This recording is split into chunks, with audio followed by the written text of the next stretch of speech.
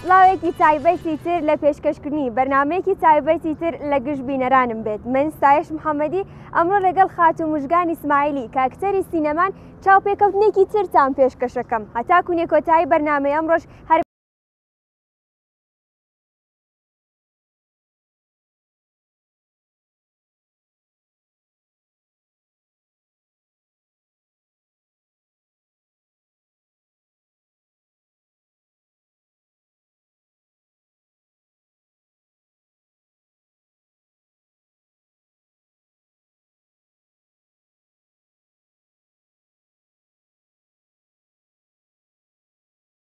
چاوپێکەوتن و گفتوگویەکی تایبەتی تر لەگەڵ یەکێک لە خاتونە ئەکتەرەکان ئامادەیە هەتاکوونێ کۆتایی بەرنمەی ئەمڕۆژ هەر لەگەڵ ما بمێنەوە.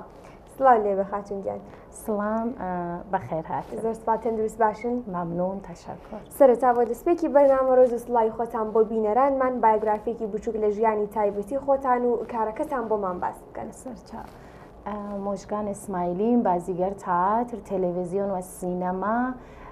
متولد سال 64 و لسال 88 به صورت حرفه‌ای وارد کار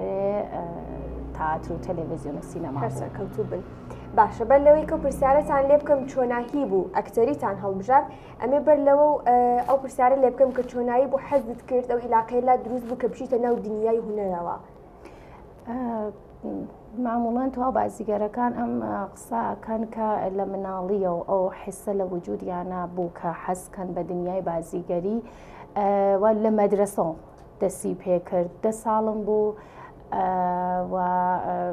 ئێستا نەخشگەلی کۆتام کە کایە ئەکرد ئەو حسە خۆشیە لە منە بە وجود هاورد کە بەرەو ئەم سەمتە بێم و حەزکەم کە ئەگەر گەورە بووم بم بە بازیگەرێک. باشە چۆناهی بوو کەیتر حەزت کرد کە ئەکتەری هەڵبژێری شتێکی تایبەتی تایەدی کە سەرنجی تۆی بۆ لای ئەو بوارە ڕاکێشان و حەزت کرد کە بیتە ناو دنیای ئەکتەریەوە. فکرکەم لە دۆرەی دەبیرستان هەبوو مشتوانەکە مانەوڕە زلزلەمان بوو ئەشێکم کایەمان کردایەت لێنە بوو کە ئێستا کارەکە ئەنجام بوو و من ئێستا حسێک مەسەڵەن شکستگی و ئێش و ئەمانمە هەست وەختێک کە کارەکە تەواو بوو دووسدان لە ڕفێقەکان و هەتا معالمەکان هاتن و ئیشاریان کرد فۆقڵادە خەریکی کایەکەی حتمما بچۆ بەرەو ئەم سەمتە و شاید ئەوە باعث بوو کە من هەندل بگرم بەرەو ئەم بکارەوە ئێستارتی لە دۆرەی دەبیرستان بە سوورەتی جدی دریان لێ. باشە ئەمێ سەبارەت بۆی کە سەرەتای دەست پێ کرد چۆن بوو چۆناهی دەستت پێ کرد ئایا چووی بۆ لای مامۆستایانی کەچە بوو کە ئەم بوارەت فێر بکەن دەورایەکی تایبەت چووی سەبارەت بە شێوازی دەست پێ کرد لە سەرەتاوە بۆمان باس بکە. ساڵە 88 مراجعەم کرد بە مۆشتەمە ئێرشاد بۆ ئەلبەتە کارێکتر چۆن بە زوانی فارسی قسەمەکرد و مستەلەتر بە زوان فارسی بووم ئاغەیەک لێنۆختە من خەریکم قسەمە کرد وتیان کە کارێک کەس کە بازیگەری زوان فارسییان گەرەکە یعنی زوان فارسی بزانێت و ئەمانە ئەچن منیش وتم خۆ چ لەمە خاستر یانە چوم تێستەکەمدا و بۆ ئەو کارە قبول بووم و چوومە سەر ئەو کارە بەعدەنها چۆن بوو لای ئەساتیتێ خۆم بە فرەتر لەم حەوزە ئاموزش خۆمم دەست پێ کرد وە فێر بوو. باشە سەرەتا تۆ بۆ کارێکی هونەریتە ڕۆشت بووی دوایە کە تستی ئەکتەریدا؟ بەڵێ حەزم کرد کە دەف فێر بم یانە شاید موسیقی وەلێ خۆ قسمەتەوە بوو کە واردە دنیای بازیگەری. چۆن بوو لەو کاتەیە بڕیارە و فکرێلا دروست بوو بڵێ با بچم تستێکیش بەم لەی ئەکتەریە؟ شاید لە وجودی خۆما ئەوەمە ئەدی و ئەمزانی ئەتلاعاتێکم بوو مطالعەم کرد و ئەوەنەوە کە هەروە بێ هیچ ئەتلاعاتی واردە ئەم کارە بم زەمینەیەک مطالعەم لە زەمینەی تەئاتر و تەلەڤیزیۆن و سینەما بوو بۆ چەنە و ئەوەمە لە وجودی خۆما ئەدی و وارد بوو. زۆر چاکە ئەیسە ئەمەوێت کە سەبارەت بۆی کات یەکەمین تەجروبە و ئەزمونێت ئەوەی کەوتت لە تەئاتر بوو دەستپێکی کاری تۆ یەکەمین تەجروبە و ئەزمونێت لە تەئاتر ئەو نەخشێکە پێیاندا بۆمان باس بکەین جاوێکە کاتێکە ڕۆشتە سەر سەحنا چه هەستێکت هەبوو کە گەیشتیت بۆ شتێکە خۆت ئەدویست؟ ساڵە 88 بوو کاری زێدی جەنگ بوو لە مۆرد سەردەشتەوە بوو بارانەکەی سەردەشتەوە بوو بە زوان فارسی بوو ئەڵبەتە کارەکە فرە کار خۆشیێکم پێ هات کارێکیش ڕێعاڵ و مەلموس بوو وەک تەعاتر گەلێ سەخت نەو شاید ئەوە بوو کە حەزم پێ کرد مقابلە لەمستر بوو بۆ من خۆم وەختە چاومە سەر سەحنە فرە ڕازی بووم وەلی فۆقەڵاتە سەخت بوو فرە سەخت بوو چۆن ئیتلاعاتی کافیم لەو زەمینە نەو فقط بە خۆم تێکیم کرد و بە حیسگەلێک وا هەستم بە ئەو داشتەگەلێ بوچکی خۆم چۆن سنیشم فرە لە خواردترەوە بوو فقط بەوە تێکیم کرد و لە حازە ئاموزش بێتەوەرێ کامەڵ نە ئەسڵەن ئەو نە ئیتلاعاتی کافیم نەو لە زەمینەی تەعاترا مەخسووسە. باشە دوای چەند ساڵ یا چەند مانگ ئاموزشدان بە تۆ ڕشتی ئەو کاری تەعاتر بەشداریت کرد؟ شاید 2 مانگ. دوای مانگ یەکەمین تەجروبەت لەسەرەکە باشە. ئێستا بارز بۆ ڕۆڵەی کە گێڕانیت بوو ئەو نەخشەکە بە تۆیاندا بوو چی بوو نەخشەکەی تۆ لەو کاتەیە؟ نەخش خانمێک بوو کە ناوزەدەکەی لە زەمانی جەنگ هایسە دۆچارە اتفاقی شیمیایی بوو و شەک و شۆبهەیەکی نسبەت بە هاوسەرەکەی نسبەت بە ڕفیقەکەی پێش هاتوو بووی شتێک ئالۆ زەمینە بوو. وایە باسی لێکە وتت کە من لەو کاتی کە ڕۆشتمە سەر سەحنە لە خۆم ڕازی نەبووم وەسمەکرد هێشتا نقطە زەعفایەکم هەیە هێشتا کەم و کوڕێکم هەیە لەو شتێکە ئەمەوێت ئەی ڕێی مامۆستاکانی چی بوو ئایا ئەوان لێت ڕازی بوون؟ لەو کارە من جایزەی بازیگەری دووم هاورد هەر لە یەکەمین تەجروبەت لە تەعاترەکە سەدەسەر ڕازی بوون. ڕازی بوون بۆ سوورەتە خۆب ئەوەیانیشە لە نەزەر ئاگر کە ئەوەڵین کاریە وەلی خۆب ئەکتکەلێک کە لەسەر سەحنە ئێجرا کریا و فرە بە دڵیان بوو بە قۆڵێ معروف ئەو نەمە ئستعدادیانە دی بوو لە وجودێ منە. باشە سەبارەت بە تەجروبەکەت بوو چه هەستێکت هەبوو ئەو کاتێکی ئێستاسێکت لا دروست بوو کە یەکەمین کارت بوو ئەمە سەبارەت بۆ هێست و حاڵەکە لەو لەحزەیە بوو بۆمان باس بکەیت؟ دوای چەند ساڵە بە گەورەترین ئارزووی زیندگیم گەی بووم ئەوە فرە بهم خۆش بوو و تەنیا یەک چت بوو کە خوا نەکەردە دووچارە غوروور نەوین و ئەو واقعەن و غوروور مەخسووسن لە زەمینەی هۆنەریە باعث لەغزشی هەر هۆنەرمەندێکەوەی فەرق ناکات چ لە حوزەی سینەما بێت چ لە حوزەی تەعاترا چ موسیقی هەر حوزەیەک غوروور باعث لەغزشەوێ و ئینسان بە هیچ ئەگەینێ بە پوچی ئەگەینێ و شکر دووچارە ئەو مەسئلە نەبووم هەرگز یانە هیچ وەخت دووچارە ئەو مەسئلە نەبووم ناو کار هۆنەری ماشکر. زۆر چاکە هەر دوایە و یەکەمین کارت لە تەعاتر بوو بە هۆکاری ئەوەی کە کەسانی تر داوات لێ بکەن کار لە دوای کار داواکاری لە تۆ بکەن کە بیت ئەم ڕۆڵانەی کە ئەوان هەیەە بە تۆی بن؟ بەڵێ 100% کار ئەکترە و بازیگەرێکتر بۆ چەنە کارگەلێتر پیشنەهاتدریا کارگەر فرە حرفەیتر پیشنەهاتدریا و شکر لە هەر کارێکا تانیم ئەو توا بە وجودە خۆمەدا بنم و کارێک ڕازی بن لە کارەکەم. وایە چەند ساڵ هەر لە تەعاترا مەشغوڵ بووی هەتاکو نێگەیانی دێتر بە سینەما و بە تەلەڤیزیۆن چەند ساڵ لەسەر تەعاتر بە ساڵ 88 کە واردە سینەما تەعاتر بووم فرەتر حەزم کرد کە فێر بم واقعەن بۆ نۆمایە و ئەساسێ بازیگەری فێر بم دوایەوە ساڵ 96 ئەلبەتە دوایەوە کە مناڵەکەم بە دنیا هات کەمێک فاسڵەم گرت بە خاطر مناڵەکەم وە ساڵێ 96 ئەوەڵین کار تەسویرم لە تەلەڤیزیۆنە ئەنجامدا.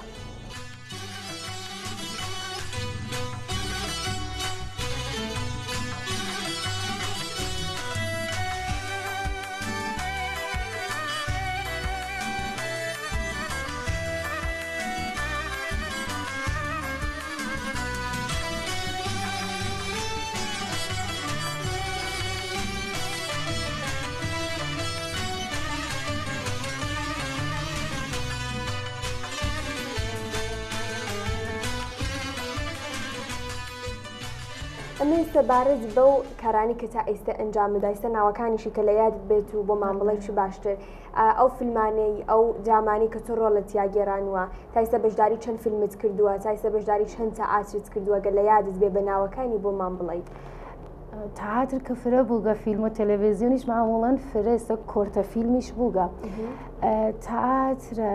ئەوەڵین کارم فکەم میخاکای سیپای میخاک نیشان بوو ئەگەر بە زوانی فارسی بوو بەڵێ دوایەوە مێهمانێ ناخواندە بوو ئەویش هەر فارسی بوو بعدەن کارگەلی کوردی ئێستا مەتنگەلی خارجی کە تەرجمە کردیەوە بە کوردی وەک سێرێنات دەنگ نازار کە لێنە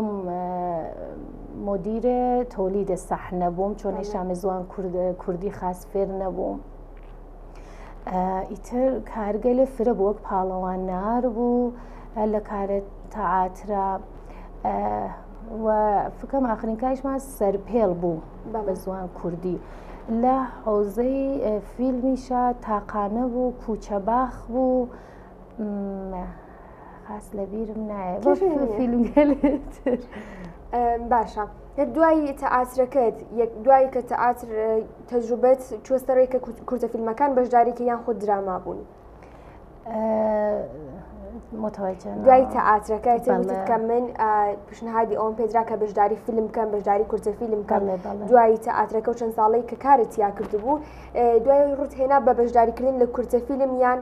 فیلمهای بڵند بوو کامی بوو فەرق ناکە هەم کۆتا هەم بڵند بۆ چەنە کەمێک کۆتاکان ڕاحەتتر بوو هەم تایمی هەم بۆ ئەوەی کە من تازە واردە دنیای تەسویر بووم وەلێ هەم فیلمگەل بۆڵند پیشنەهادریا بسواتە سریال معموڵان و هەم کۆرتە فیلمەکان باشە تۆ ئەتوانی هەر لەسەر زمانی داکێتی خۆت بە زمانی فارسی هەر بەردەوام بیت لەسەرم ڕێژکەی هەر بڕۆی چی بوو وای لێ کردی کە بتەوێت بە زمانێکی ترش ڕۆڵ بگەڕێنی چی بوو وای لێ کردی کە زمانی کوردیش هەڵببژێری من بەنا بە شارایەتێکە لە ئەوسان کورسانە ئیتر هاتمەوە زندگیم کرد خۆبدانێ لە پۆنگەلە مثبەتە هەر بازیگەرێک ئەوەسە کە زوان واقعاً بشناسێ ئێستا جیای لە زوانە فارسی زوان کوردیش فێر بووم ئەسن لە من گەرەکیان بۆ ئەمە کە فێر بن کە ئێمە کارگەل کوردی ئەنجامەین فرەتر لە ئەوسان کورسانە کە ئێوە بتانن فرەتر وە زیاتر ناو کارەکانە حوزورتان بێ چۆن معموڵەن کەمێت فیلم فارسی و ئەمانە کەمتر دروست ئەکرێت لە ئوستان کورسانە باشە خۆت زیاتر پێت خۆشە کە بەشداری فیلمەکان بکە بە زمانی کوردی یان خۆت فارسی بۆ من فەرقێ ناکە ڕاحەتی خۆت ئاسودەی خۆت هیچ فەرقی ناکە حس و حاڵی نەقش بۆ من مهمە زوان ئەوە تاسیری نییە لەو مەسئلە بۆ من باشە لەو کورتە فیلمانە لەو درامانە لەو فیلمە بۆڵندانە کە تۆ بەشداریت کردووە کامێک لەو فیلمانە بوو کە بۆ هۆکار و سەبەبی ئەوەی کە تۆ زیاتر دەربخات تۆ زیاتر بە خەڵک بناسیێنێت لە کارە تەعاترە ناخواندە بوو ئەوەتە چۆن لە شارستانە بووم کەمێک کەمتر وەلێ سێرەنات فرە بە سوورەتی تەخەسوسیتر منیف بە فرە کەس لە نەنە تەعاتر لە زەمینەی تەعاترە وەلێ لە زەبینەی فیلمە هەر ئەوەڵین کارە تەسویرم تاقانە بۆ چەنە ئەسان شناسیان مەخصوسەن بە سامە ئێسایانوت بە ساعتانە ئەتان شناسین هەر ئەوەڵ کار مردم فرێستەقباڵیان کرد لە کارە تەسویرمە زۆر چاکە باشە وەکو خۆت ئەمێڕات وەربگرم لەسەرم قسەی کە ئەیکەم کامێک لە فیلمەکانە زۆر لای خۆت تایبەت و ئەزیز دەکە کاتێگەر باسی ئەکەن ناوی ئەو فیلمە ئەبەن تۆ ئەوەنە هەستێکی خۆشت پێدەستێ ئەوەنە شارازی ئەەکەی بەخۆتەوە کەڵێ منەوە دەرفەتەم بۆ ڕستاوە لەو فیلمە بەشداریم کردووە کامێتی لە فیلمەکان دەکە تایسە بەشداریت کرد بێ زۆر لە لای خۆت تایبەت و ئەزیزە خۆپار ئینسانی ئەوهەڵین فیلمگەلی شاید ئێستا حرفەی کاری نەکردوێت وەلی پێی خۆشە چۆن بەوە واردە دنیا بوو دنیای تەسویر بوو گۆمانە 100% تاقانە وەک ئەوەڵ مناڵ خۆم فرە خۆشیونگەرەکە وەلێ خۆب سریال کوچەباخ فرە بۆم حرفەیتر و خۆشتر بوو چاڵشی بوو نەخشەکە و مەخصوسەن کە نویسەندەکەیشی دانێ لە گەورەکان ئۆستان کورسان بوون فرە پێم خۆش بوو کە تەکیانە هاوکاریم کرد باشە پێش لەم پرسیارم نەکردوتم کامی بوو بۆ هۆکاری دەرخستنی زیاتری تۆ خەڵک بدناسێت و خەڵک ئاشنا بێ بەکار و حرفەی تۆ تەعاترەکان بوو ئەی لە کورتە فیلمەکان لە فیلمە بۆڵندەکان کامی بوو زیاتر بەرچاوی خەڵک بوو کامیان بوو زیاتر تۆی بە خەڵک ناسان کورتە فیلمەکان ئێمە متاسفانە چۆن فرەتر بۆ فێستیڤاڵەکان دروست ئەکرێت ئەوە لە ناو ئۆستانێ خۆمانە یاسە لە سینەماکانمانە ئێکرانە عمومی بەو سوورەتە نییە شاید بێ فرەکەم و فرەتر خوسوسی ئێکرانەکرێت خۆ مردم ئەوە ئەتلایان لە فیلمە کۆتاکانمان نییە مردم منزورم عامە ئینسانگەلێک عامە ناوانە کە تەخەسوسی هەن لەم زەمینە و لە سینەمایشە کارێک ئەوتە تەنز بوو کارە پڵتۆک و سینەمایی پڵتۆک ئەوە فرەتر مردم خۆشیان هات و لەزەتیان بانگە فرە کۆتا بوو سکانس دوو سکانستە هاوکارەکانما بووم و لێ فرە ڕازی بوون. باشە لە کاری هونەریە بە تایبەت لە ئەکتەریە کە کاتێ دەرئەکەویت لە ڕووی خەڵکەوە هەنێ جار ئەبێت هۆکاریەوەی کە تۆ کاتێک کە ڕۆڵێک ئەگەڕێن لە ناو فیلمێکا بێتە ئاترەکان تا بێتە خەڵک بتەوێت و نەتێنێ کۆمەلگای مەسێ وایە نەقدهایەکت لێ ئەگرن ڕخنەهایەک لە کارەکەی تۆ ئەگرن ئێستا یان ڕخنەکە هەنێکی ڕوخێنەرە هەنێکی واقع ڕخنەکە و ئەکا بە هۆکاری ئەبێتە هۆکارێک کە تۆ زیاتر پەرەبەی بخۆت و نقطە زعفەکانی خۆت لابیت زیاتر لە سەرەتای دەستپێکت خەڵک زیاتر نەقدی لەسەر چی تۆ وەرەگرت نەقدی زیاتر لەسەر کامێک لە شتەکانی تۆ بوو لە ڕووی ئەکتین تۆ مردم هەمیشە ڕازی بوو نەخۆشبەختانە ئەوە نۆگە کە مەسەڵەن بێژین مەسەڵەن ئێترازێکن یان نەقدێکن بە کارەکە تا ئەو جێگە کە بزانم باستاوێکە لە مردم گردگمە دروست بووگە خۆش بووە هەمیشەش لۆتفیان بووگەوە لێ شاید لە مامۆستاکان خۆم لە ئەساتیتێ خۆم بۆ چەندە نەقدگەلێ کریاگەکە من واردێ کارە خۆم کردگمە وەسەیم کردگە بعدان هاگەر کارێک انتخاب ئەەکەم لەسەری زیاتر فکرکەمەوە لە هەر زەمینەیەکە چه انتخابێ ناخش چه حیس و حاڵێ ناخش وتر لە هەر کارێکە دەستی پێکی سەرەتا ناتوانانی بڵی من تەواوم هیچ عیبێکم نییە کۆمەڵک نقطە زعفت هەیە ئەوەی ئەو مرۆڤ سەرکەوتو ئەبێت لە کاری هونەریە کە نقطە زعفەکانی خۆی بناسێ و ئەوەی کە ڕێگا چارێکی بۆ پیاکە تاوکو ڕۆژ بە ڕۆژ پەرەی پێبات و سەرکەوتو بێ تۆ خۆت کە کاتێدا ئەنیشتی سەیری تاترەکانت ئەکردەوە سەیری فیلمەکانت ئەکردەوە زیاتر نقطە زعفی خۆت لە چیە ئەدی؟ خب ئەو قسە ئێوە دروستە هیچ کەسێ ناتانێ بێژێ من تواومە کامڵ لە سەرەتای دەستێکی کاری لە کار ئێمە ئەگەر کەسێ بیژێ تواوم واقعان هەر خۆی تواوە ئەسڵانش بچێ دانیشێ لە ماڵێتی هیچ کارێک نەکە خب لە کارگەلێکە بووگمە شاید نقطە زافگەلێک ئیسە خۆم بە عنوان بازیگەرێک خۆ تەئاترم کارکردگە بەیانم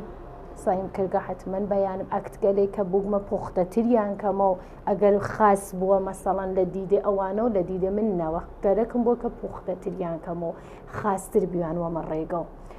ئەو نقطە زافگەلە بووگە معموڵان باشە لە پەنان هەرچی ئەکتەرە لە پەنای نقطە زعفەکانیشیەوە نقطە قوتیشی هەیە تۆ نقطە قوتی خۆتت زیاتر لە چییە ئەدی تاوەکۆی کە کەسێک کە سەرکەوتوو بێ بەڕای من ئەکتەرێ سەرکەوتووە بێ کە نقطە زافی خۆی پیا بکات و تەرکیز و تەمەرکوزی زیاتری بخاتە سەر نقطە قوتەکەی خۆی تاوەکو ڕۆژ بە ڕۆژ بێتە هۆکاری سەرکەوتنی تو زیاتر نقطە قوتی خۆت لە چییە ئەدی؟ هاوکاری هەم تەک گروواوە هەم تەک بازیگەرە مخابڵما فرە بۆ مهمە شاید من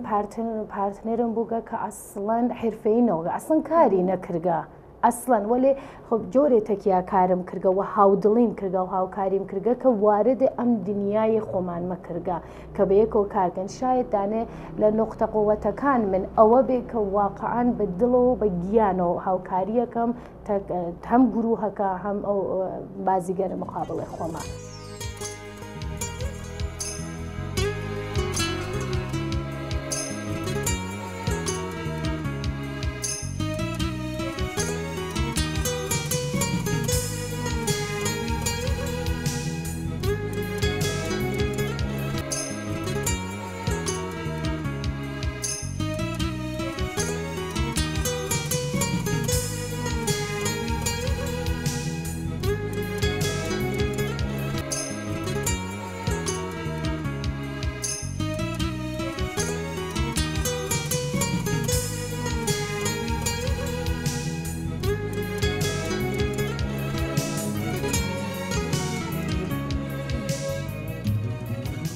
خاتو مژگانەوەی سەبارەت بۆ قسە بکەین کە تایسە بووە ڕۆڵێک بن بە تۆ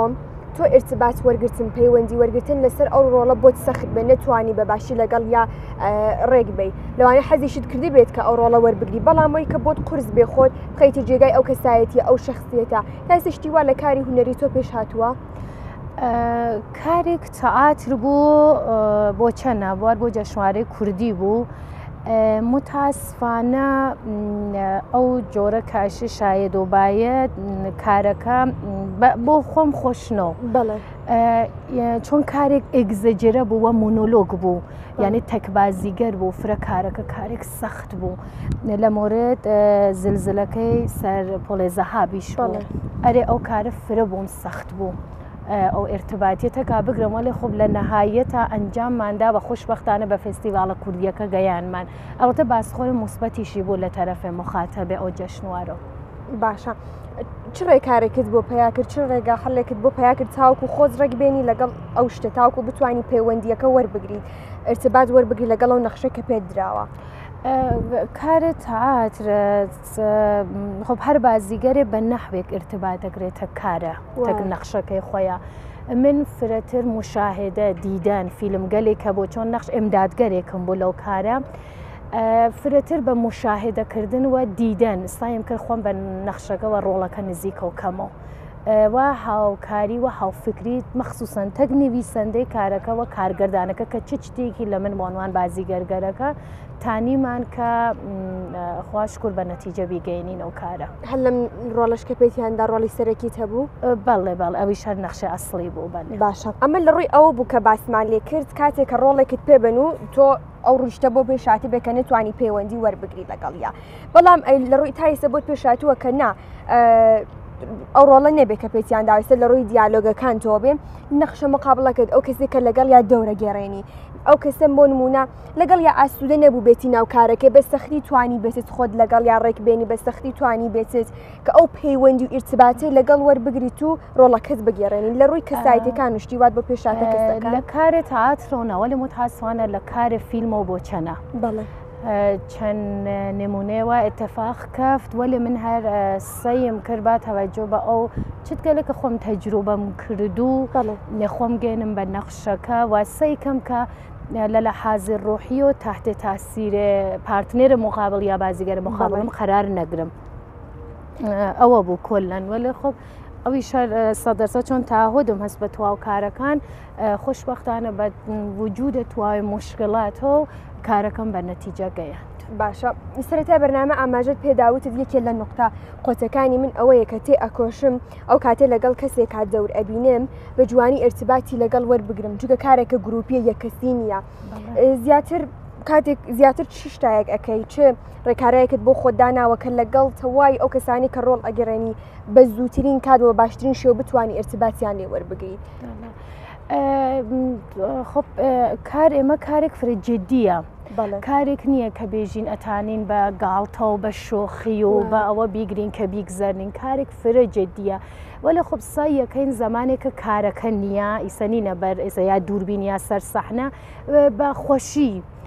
بە خۆشەخلاقی بە ئێستا ئێرتباتگردنگەلی خۆش تەک هاوکارەکانە ئەو هاوکاریە بێ وجود بێرین بە خۆمان نزیکەوەکەینەوە بە یەکترین چۆن ئێمە معموڵەن هەست کە مەسەڵەن لەسەر کارە فیلم 3 مانگ هاین بە یەکەوە خۆب ئەو 3 مانگە ئێمە ناتانین بە وشکی بیگزەرنین یا مەسەڵەن تەک یەکتری ناقسە نەکەین و چۆن گروهێکین مەجبورینەوە ئێرتباتمانە خاهناخا بە یەکەوە بێ پس خۆشترەوەسەکە بە ئەخلاقی خۆشەوە معموڵەن بە پێکەنینەوە بە ئێنرژیە موسبەت بە گروهداین هەمیشە تا گروهەکانە هاوکارین بۆ بە خۆشبەختانە بەر لە فیلمەکان بۆ منە پێکەوە قساکەن پێک و پەیوەندیە گوێرەڵێ 100% چۆن ئەو ئێرتباتەنەوەیت ئیسە هەر کەسێکا چتە مدیرە فیلمبەرداریە چتە کارگەردانە نویسەندە و حتا بازیگەرەکان ئەو ئێرتباتەنەوەی مطمئن بن کە ئەسڵن ئەو کارە بە ئەنجام ناگەیت ئەسڵن بە هیچ ئۆنوان یعنی کارێک حرفەیی بە ئەنجام ناگەیت. باشە لە دنیای هوەرە ئێستا هەر بوارێک لە هوەرا بێ بەتایبەت ئەکتەری کەسێمە قسەی لەسەرەکەین و پیشەی تۆیە هەموو کات ئەو کەسانی و ئەکتەرانی کەسێک وەکو سمبولێک وەکو ئیلهامێک بۆ خۆیاندا ئەنێن ئەیسە بۆ لە ڕووی کارەکەی تۆ ئەکتەرێکت کارەکەی زۆر بەدڵە حەزەکەی بەردەوامی ئیلهامی لێوەربگری لەسەر کارەکانی لەسەر حرەکاتی ناو فیلمەکە تۆ وەکو خۆ دووکو ئەکتەری زیاتر کشێت وەکو سمبولێک بۆ خۆ داناوە. من فرەتر بەرەوە سەمتە سوویە کارگەل هوەری و بازیگەرگەلێک هوەری ئەچم نە کارگە بازیگەرگەلێک سوپێرستار و تجاری لە سینەما تا ئەرزش و احترام قایلم بۆ تەکتەکیان ولی ئەگەر فرەتر لە حوزەی تەعاتر و هوەرە ئەو بێژم چ کەسێک شاید لە خانمەکان خام گوڵاب ئادینم فرە بەدڵە ئەکتەکانیان بێجاز خۆ لە بازیگەرگەلێ قەدیمیە سینەما تەعات تەلەڤیزیۆن وە سینەمای ئێرانن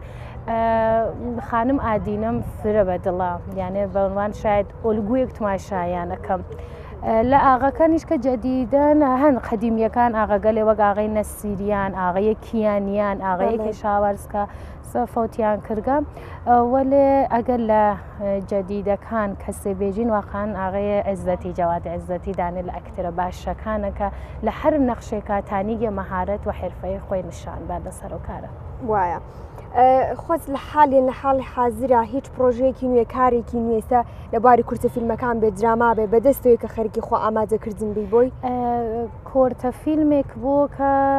هەفتێ پێش لەمە بەرتووە بوو لە مورد ئەفسانەی قەدیمی لە کوردەواریە بوو بە ناو شیام ئەوە تازەتەوە بوو و مدەتێکیشە بەڵتە چەند مانگێکە هاین لەسەر کارێک تەعاترە مەکبێسە شێکسپیر ئەلبەتە بە نۆعێتر و بە دیدێترەوە خەریکین کاریەکەین تەک گرۆهەکەمانە لە تەعاترە ئەوە بە زمانی کوردیان خو فارسی نا تەعاترەکە فارسیە وەلێ فیلمەکە کوردی بوو باشە توانی سەبارەت بۆ ڕۆڵی کە بە تۆ دراوە باسی لێ بکەی ڕۆڵی تۆ لەناو ئەو فیلمە لەناو ئەو چیرۆکەیە چییە؟ لە کارەکەی فیلمەکە ژنێ بوو کە لە جەنگا مناڵەکەی لەدەستدا و ئیسە نەخۆش بوو ئەمانە بە شۆن گوڵی شەفابەخشا بوو کێفێک ئەچن بەرەساس ئەفسانەی قەدیمی کە لە ئەو کێفە گوڵێک کەس کە شەفابەخشەوەتانێ ئەم ژنە نەجات بە ژنێک پڕ لە ئسترس و ئەفسۆردە و نەخۆش بوو لە کۆلا ئەمە بۆی تر وەلێ کار تەعاترەکە خۆب ئەگەر ماکبێسە شێکسپیر بینەرانی ئێوە خوێندوێتیان یا متالەیەکیان لەسەری کردو نەخشی لیدی ماکبێسمەس ئێستا ئەسیلزادەیەکە نەجیبزادەیەکە کە تەمەعی پادشاهی هەست بوو شوەکەی و بە یەکە و قەتڵ پادشاکە بەرنامەڕێزیەکەن کە بیکوژن و تەکە شوەکەی کا بە پادشاه هەیە سەرزەمینی ئسکاتلەند ژنێک تەماحکار و بە نەوەی جاهتەلەبە بەڵێ سەرەتاکە داوای کارێک کرد لێ ئەەکەن ئێستا گورێکی فیلم بەرداریە کە ئەڵەن بێت لەگەڵمانە هاوکاری کە نەخشێکت پێ ئەیەن ئەو پێوەرانە ئەو معیارانەی کە تۆکو ئەکتەرێک بۆ خۆتت داناوە هەتاکو فیلم نامەیەکە قوبوڵ بکەی چییە؟ چ پێوەر و معیارهایەکت داناوە بۆ خۆت؟ فرەتر نەخشەکە بۆ مهمە بەڵێ نەخشەکە نە لەو بابزان فرەسیا کەمە ئەسڵەن نەقش من کایم کردگە کە شاید کەم بووگە لە حوزەیە سینەما منزورمە وەلێ شاید مکەمل بووگە وەلێ لە کەیفیەتی فرەبان بەرخۆردار بووگە یانەوە نیە بژم نەخشەکە بۆڵند بێ یا کۆتانە ئەوە ئەسڵان بە معیاردانانم فرەتر حاڵ و هەوایە نەخشەکە و ئایا من تایسەوە نەخشمە کایە کردگە وایە ئەو نەخشە من بە چاڵش وادارەکە ئەوە فرە بۆ مهمە کە واردە چاڵشێ بازیم بکە نەفقەت بازیە سەدحی و عادی کەمنا ئەو فیلمە یەکێک ئەوەسا خۆ یەکی فیلمنامە کارێ تریشەس گروه فرە مهمە کە گروهێک حرفەی بێ پارتنەرێ حرفەی لە مقابل تۆ بێ چەند دووسێ تەجربەم بوو کە متاسوانە پارتنەر حرفەی نەبوو و کەمی عەزیەت بووم تەک ئێرتباطگردن تەک پارتنەرەکە وەلی موافق بووم لەسەر ئەنجام وە کارێکم بە ئەنجامیم گەیاند وەلی ئەمانە فرە بۆ مهمە بە بازێ وەختیش مەسائلێ مادی چۆن ئێمە لە تەعاترە دەرامەدێکمان نییە بەو سوورەتە کە بێژین دەرامەت زاییەکەین متاسوانە مەخسن چۆن هاینە شارستانیشە وەلێ لە فیلمە باز وەخت جەنبەی مادی فیلمەکە جەنبەی مادیش فرە بۆمان مهمە ئەوی شەتانن معیار و مێلاکڕ ئەوەداگەر نەخشەکە ئۆکەی بێ بە کارەکە گروهی حرفەی بێ باز وەختیش لەو دەستمۆز خۆمانە کۆتا هاتکین وتکمانەکە قەی ناکاتین کارەکە ئەکەین باشە ئەوەی کە باست کردوتت نەخشە بێت کە من بە چالش من بخاتە چالشەوە تا ئێستا بووە کە نەخشێکی وا پێت بزرێ پێویستی کردووە کە خۆت بکێشێنی بە چالش و پێویستی کردووە کە بڵێ ئەبێ زیاتر لەو کارانی پێشووتر کە کردومە هەوڵی بۆ بم ئەگەر بۆ پێشاتۆ باسی بکەوی کە چ نەخشێکت هەبووە کە تۆی والی کردو خۆت گەێنی بە چالش بۆ چەنە خۆ بە ئێمە هەر کارێک کە ئەەکەین وەکو تەجروبەیە دای ئەنین لە پیشینەمانەوە ئەوە کارێ بەعدی کە تێرین مەخسن لە کارە تاترا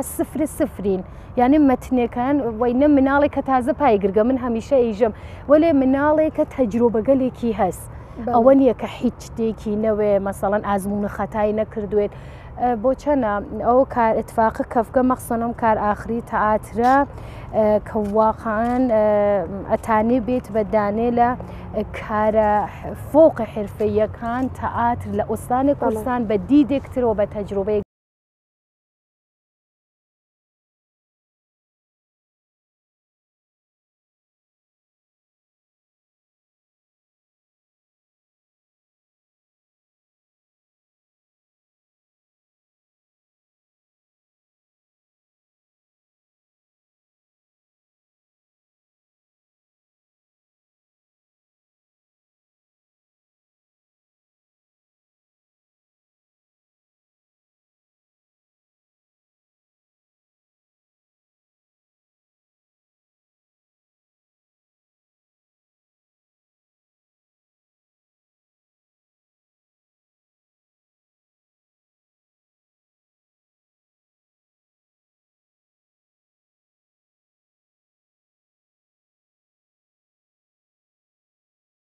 سەرگیریت پێکێناوە وە خاوەن مناڵێکیشی ئەوەی کاڵێن کاتێکە دایک و باوکەکان کاری هونەری ئەنجامەیەن بە شێوازێکی ڕاستەخۆ کاریگەری تەسیری لەسەر مناڵەکانیاندانێ تاوەکو ئەوانش حەزکەن بۆ کاری دایکیان یا باوکیان بەتایبەت لە بواری هونەرەوە کارە هونەریەکانی تۆ ئەکتەری تۆ تا چەند توانینێتی تەسیر لەسەر مناڵەکەت دابنێ؟ خب تاثیر غیر مستقیمی نۆگە 100% تاثیر مستقیمی هەست چە بە مل زندگیەکە و چە بە مل هاوسەرم و چادا مناڵەکەیش ولی خب تواو تلاش موسە ئەگەر زمانێکیش واردە ئەم حرفە بوو هەم تحصیلات ئاکادمی بێ و هەم تەجروبە و لە خمەت ئوستادگەلێکا بێ کە واقعاً کارەکە فێر بێت و محدود بە یەک جێگە و یەک محیط نەوێت و بتانێت فەراتر لە حتا جغرافیای خۆی کار بکە هەرچەند کاری کردگە دوو کارێک ئێتە بە واسطەی خۆمە و خاص بووەوە لێ فرەتر هەوڵ دەرسەکەی لێام کە حتمما تحصیلات ئاکادمیک خۆی بێت لە ئایندە و ئەگەر هۆنەرێکیش هەست لە کناری و حتمما تحصیلات فرە مهمە ئەوەی کە بێسەواد واردی ئەم حرفە نەوێت و هەروە بێژی ئەچم کارێک فێرەوە وتووە وایە ئەی ئەرە کە باس لێکرد هاوسەرەکەی تایسە کارتان پێکەوە هەبووە بۆ چەنە خۆشبەختانە دانە دوان کار بە یەکەوە بووین و ئەگەریش لەسەر کارێک و معموڵەن بە یەکۆن نەبووین هەمیشە حمایەتی کردگە و لە ئەو نەخشە واقعاً هاوفکری تەکما کردگە چ لەسەر ئەکتەکان بێ چ لەسەر دیالۆگەکانە بێ تەکمە هاوفکری و هەتا هەمزاد پێنداریشی کردگە فرێ لە ئۆقات بە یەکیشۆ کار تەئاترمان ئەنجام داگەڵوەتە شغڵیان ئەمە نییە وەلێ خۆ جیایش لەم جەریانە نۆگەن ئیسە چه بە واسطەی منەوە چه بە واسطەی ڕفەقەلێکەوە بووگیانە بە خۆشبەختانە لە زمینەی کاری خۆشیە فرەنسان موافقێک بووگە چ لە هۆنەرا چ لە زمینەی کاری باشە ئەو تەئاتر بوو پێکەوە بوون یاخود فیلم بووە تەئاتر بوو بە یەکەوە بووین کاری پاڵەوان نار بوو کاری کوردی بوو بە باشترین شێوە کارەکەی ئەنجامدا یعنی ڕێزایەتی عمومیە چه خاص چه عامی تەکابوو ئەو کارە خۆشبەختانە کار فرە خاصێکیش بوو لەسەر هەوستان کورسانە لە پرۆژەتانانیە هەردووکتان کە بتانێت کارێکی هاوبەشتان پێکەوە هەبێت نەخشە مقابڵی یەک بن لە پرۆژەهای داهاتووتانە ئەو اتفاقگە لە خۆشایەندا وەلێ متاسفانە شاید لە زندگی شخصیە ئەو ڕەوابەتە فرە فەرقکات تا لە بەرابەر دووربینە یا حتا ناو ماخۆلەی تەئاترە چۆن فکرەکان بە چاڵش ئەکێشێت یانێ دوو ئینسانن ئیتر ژن و شووێک نین کەمێ سەختە واقعاً بۆ ژن و شوگەل فرە سەختە کەمێک ئەو ئەکتە ئەو ئیحساسگەلە بازیکەن بە یەکەوە چۆن مامەڵە لە زندگی شخصیە بازیەکمان نییە ئێمە واقعیەتێکە وەلێ خۆب خۆشە حەزەکەم لە کناریەوە تەجروبەیەکم بێت ئیسا شاید نەبوونوانێ پارتنێرە مقابڵم وەلێ ئەگەر حتمما کارێ بێ بۆ چەندە لەزەتەوەم کە لایەوە کارکەم چۆن باعثی پیشرەفتەوێ هەمیشە کۆمەکی کردگە بە خۆم و نەخشەکەم هەمیشە باشە کارگردانێک دەرهێنەرێک هەیە کە تۆ مەراقی ئەوە بکەی حەزی ئەوە بکەی کە ڕۆژێک لە ڕۆژان تۆ لە یەکێک لە فیلمەکانی ئەو بەشدار بیت و ڕۆڵێکت پێ بێت ڕۆڵێکی پێ با کە تۆ بگێڕێنی ناو فیلمەکەیە بۆ چەنە هەر بازیگەرێک حەزەکە ئیسە شاید لە سەد هەوەستانە لە تەئاترا بێ بۆ چەنە حەزەکەم ئینسانگەلێک کە واقعان ساحێوی تەجروبەن کار کەم تەکیانە یا لە زمینەی فیلمسازیە و فیلمسازگەلێکمانەست کە کەمێ ذهنیەتی فانتزیان هەست کەمتر لەو زمینە من لە سینەما کارم کردگەشای لە تەئاترە کارم کردوێت وەلی حەزەکەم تەکە فیلمسازگەلێک کە ذهنیەتی فانتزیشیان هەست نێوە لە کارەکانیان فرەتە لە جێلوهای ویژە کۆمەکە گرن بۆ چەنە لەو کارگەلیشە حتمما حەزەکەم تەکیانە هاوکاریکە. باشە کام دەرهێنەری کورد هەیە تۆ زۆر مەعجوبی کارەکانیت؟ 100% شاید بیژین ئاغای بەهمان قۆبادی عالین و ئومیدوارم کە هەمیشە سڵامەت بن و شاهد ئەوە بین کە ئینشەڵا بە زووی کارێک حتمما ئەنجام بن. هیچ کارێکتان پێ ئەنجام نانا سۆحبەتمان کردگە بە یەکەوە وەلێ متعاسفانە پێش نەهات کە بە یەکەوە کارێک ئەنجام بێت.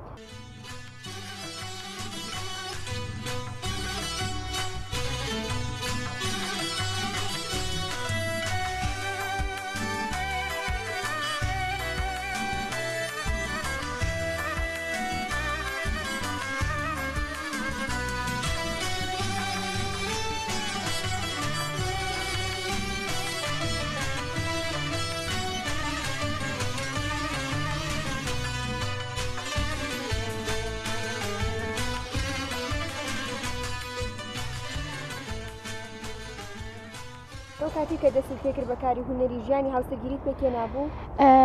نا وە لەسەر سەحنەی تەئاترۆ بوو کە منیاندی وە خۆشیان هات بعدەن کە پێشات بێکۆ ئێزدواجمان کرد بە ئێدامەمدا. باشە لە ئەوەی کە تۆ کاری ئەو کاتێک کە کاری هونەری دەست پێ کردووە ژیانی هاوسەرگیریت پێک نێنابوو تا هاوسەرەکەت پاڵپشتت بێ ئەنو بنەماڵت خانەوادەت کی زیاتر هانی ئەدای کی زیاتر لەگەڵت بوو هاوکارت بوو لەو ڕێگای کە هەڵت بژار و هاتی ناو دنیای ئەکتەریەوە. خۆشبەختانە من شاید لەو خانم گەلە بم کە خانەوادەیشم حمایەتیان کرد لە کارەکەم و حرفەکە عەلاقەیان بوو مەخسووسەن باوکم فرە علاقەی بوو کە حتمما تەحسیلاتە ئاکادمیکم بێ ئەو وەختە ئێدامەم نەدا متاسفانە وەلی بعدەن کە هاتم و سینەمام خوێند باوکم بۆ چەند نەفرە پشتیبانم بوو ئێستا شاید دایکم کەمێک کەمتر شاید فکرێکرد دوورە کەفمەوە لە ئەو ژنبوون خۆمە لە خانەوادە دوورە کەفمەوە وەلێ باوکم فرە حمایەتی کرد وهەروە خۆشکم خانەوادە فرە حمایەتیان کرد شکر ئینسانگەلێک حامی بوون هەمیشە تەکما. هیچ کامێک لە خانەوادی خۆت لە ماڵی خۆت هیچ کارێکی هونەری نییە ئەنجامی بەنیان هیچ کامیان نهاتنەتە سەر ئەم ڕێگای تۆ کە کاتێک کاری تۆیان دیێ بڵێن وەڵای ئێمەش حەز دەکەین کە بینن ناو دنیای ئەکتەریەوە ئەم بەشەی ئەم مژگان بۆ نمونە هەڵبژێرین هیچ کامێکیان هیچ زمینێکی هونەری خوشبەختانەی هەموو تاسوانە نا زمینەوە کارێ خاصی خۆیانیان هەست ئەڵەتەوە خۆشکم نویسەندە و پژوهێشگەرە وەلێ لە زمینەی شغڵیە خۆیان لە زمینەی حقوقە بە ئەو سوورەتە نویسەندگیە کە نا هیچ کام لە ئازای خانەوادە بۆ سوورەتە بێژن نا کارە هونەری ئەنجام نەهات. باشەوەی کە ئاماژت پێداوتێت کە من ئەو شتێکە لە زانکۆشتەوەم کردووە لە دانیشگا هەر بەشی سینەمات خوێندووە؟ نا من خۆ لیسانسێکم هەست کە علومە تربیەتیم خوێنگە کە ئەسەن واردەوە شغڵە نەبووم ئەوەلە خۆ لە زندگیە فرە بەکارم هات مەخولەی ڕەوانشناسیەکەی شەخسەن بعدان سینەمام خوێند کە ئەو ئێرتباتەتە کە دووربینە و بە سوورەتی حرفەیتر بگرم بۆ عنوان بازیگەری دووربین بشناسم خۆم بشناسم لە مقابڵی دووربینە ئەوە بوو کە تحصیلاتە ئاکادمیکە سینەمایشم خوێند. چ بەشێک لە سینەمات خوێندووە لە زانکۆ؟ فرەتر مەخۆڵەیە سینەما تەسویربەرداریم خوێند کە بعدەن ئینشاڵڵا کە قەرار بچم لەسەر کارگەردانیەکەیشی حتمما بخوێنم. باش بەردەوامی لەسەر خوێندنت یان جارێ وازم لەهێناوە؟ فێلەن ئێستۆپێکم کردگە ئینشاڵڵا کە بە زوویی شروع ئەەکەمەوە بە ئەوەی کە ئێدامی بەمەوە حتمما سەرکەوتوو بن. جگە لە کاری هونەری هیچ کارێکتر وەکو پیشەیەکی دووەم شغڵێکی دووەم هەیە کە ڕۆژانە تۆ ئەنجامی بی؟ نانا تەنیا پیشەی هونەری؟ بەڵێ فقط ئەمەسا چۆن متاسفانە ئێستا کارە تەئاترمەتانی شغڵێکترمان بێ بە فرێ لە هاوکارەکانمان شاید تەئاتر شغڵی دوومیان بێ و حرفەیەک دوومیان بێ وەلی چۆن ئێمە تاکە سینەما سەر و کارمانە زۆر تایمێ مشەخەسمان پێ ناهات سینەما متاسفانە فرێک لە کەسگەل کە بچین بۆ کارێسە لە هەر زەمینەیەکە قبول ناکەن چۆن ئینسانێکیان گەرەکە کە لە خممەتێک کارەکەیان نابێت نامتاسوانە هیچ شغڵێکم بوو خۆم قبول نەکردەوە فقط هەرم هۆنەرپیشەگی هەست هەر ئەوەی کە هەرم ئیشێکی نیتەیا ژیانی خۆت لەسەر ئیش هوەریەکانت داناوە باشە ئەی نەدویستەکە هەر لەسەر ئەم کارە هوەریانت هەروەی کە خۆشت لەوانەیە ئاگادار بی زۆرینەی ئەو کەسانی کە لە بواری ئەکسەریا کارەکەن ئەم هوەریان هەڵبژاردووە دانیشن بە پێشکەشکردن و بەرگزارکردنی هەنێ لە دەورەکان بۆ کەسە گەنجانەیانە و کەسانی کە علاقەیان بەم بەشە هەیە و حەزەکەن بێنە ناو دنیای ئەکسەریەوە دەورەهایەکیان بۆ دانێن تەجروبە و ئەزمموی خوانن نە اختیاریان کانی شفێرکەن تۆ هیچ دەورەهایەکە دانە ناوکە شاگردت بێ هۆنەردوود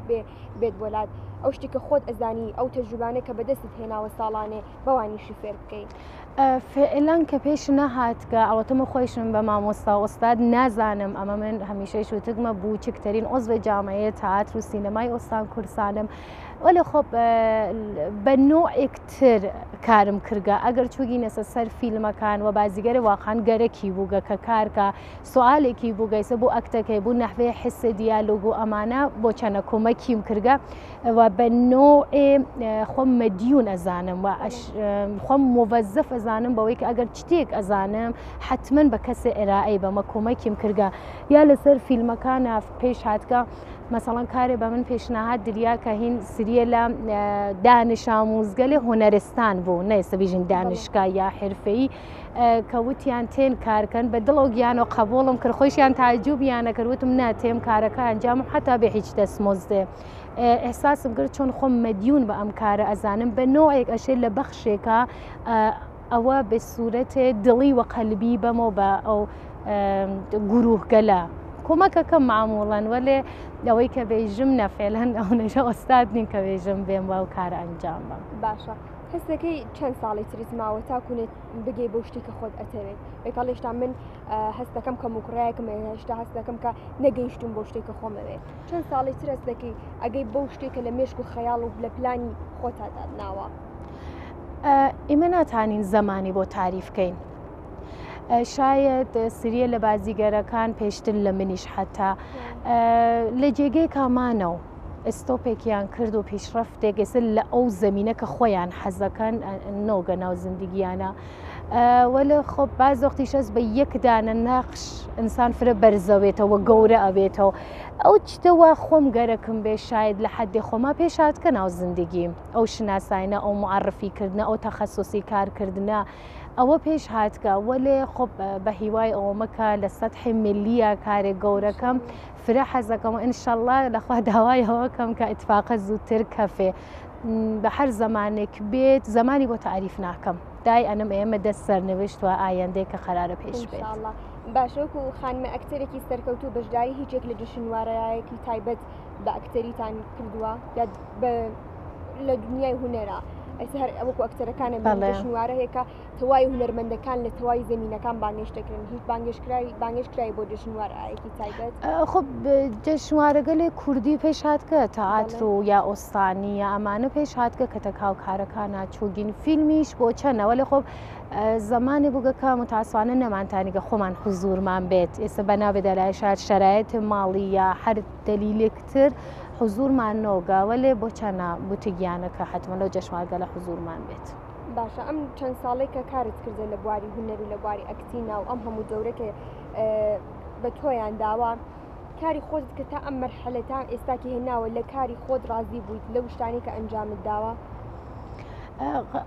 پێشتریش شارەم کرد ئەوەی کە ئینسانی بێژە لە خۆم ڕازی مەخسن لە زمینەی کاری ئێمە یانی تر حکومە قەتڵی خۆی داگە بەنەوە یانی تر تواوەش بچێتەوە ماڵدانیشە ئەوە لێ خۆب ئەوەی کە بە ئۆنوان ئینسانێک تەلاشکەر کوشا لە منیا دەکەن و هەمیشەی ژن کە مطمئنەن هەر وەختێ بێکارەکەی خۆی بە نەحوێ ئەحسەن ئەنجامە ئەو ڕزایەتمە هەست لە خۆم کە ئینسانێک تەلاشکەرم ئینسانی کەمتەرخەم نیمەوە کە کارەکە بێژم یاڵی کەسە هەرچی کەس تواو یەکەم و ئەچمەوە ناوەی کە بۆنوان ئینسانێک پۆرتەلاش ئەم شناسن بۆ چەنە لە خۆم ئێحساسی ڕزایەتەکەم زۆر باشەمێ کۆتا پرسیارم ئەمە بێز لە جەنابەت کە 5 ساڵی تر لە داهاتی خۆت لەکوێ یابینی هەستەکەی گەیشتوتە دەکوێت حەزەکەم حتمما لە ساتە ملیە کارێکم کردوێت ئینشاءڵڵا یا حضور فرب و ڕەنگتر لە قبل لە جەشنوارەکە لەسەر چه تەئاترا و یا لە چه خارج لە کەشوەرە فستیڤالگەلی کوردی کە معموڵەن بەرگوزارەوە حەزەکەم کە ئینشاءڵڵا لەو سەتحە خۆم بێنم و ئیشەڵڵا خۆم ئەوێنم هاتووە. سپاس دەکەم چاپێکەوتنی ئەمڕۆز قبول کرد میوانداری ئێمەس قبول کرد هەر ڕێگات کراوە بێ نمونێ زیاتر بێ ئیشەڵڵا لە داهاتوو بۆ شتانێکی کە ئەتەوێ بگەیت و ئێمەش سەرکەوتنی تۆ ببینی. سپاس لە ئێوەوە هەروە تیمەکەتان فرە خۆشحاڵم کە تەکتانە مەساحبم کرد ئینشاءڵڵا کە ئێوەیش ڕۆژ بە ڕۆژ موفق بن. مەمنون ئەزیزم. بینەرانی ئەزیز و خۆشەویستم سپاسانەکەم ئەمڕۆشە تاکوونێ کۆتایی بەرنامەی ئەمڕۆمان بە دیاری شاشۆ بەرنامەمانەوە دانیشتن هەتاکوونێ پێشکەشکردنی ئەڵلقەیەکی نوێ لە بەرنامە جوانەکەی ڕەنگاڵە هەمووتان بەخوای گەورە سپێرم ئاگاتان لە خۆتان و باشیەکانتان بێت.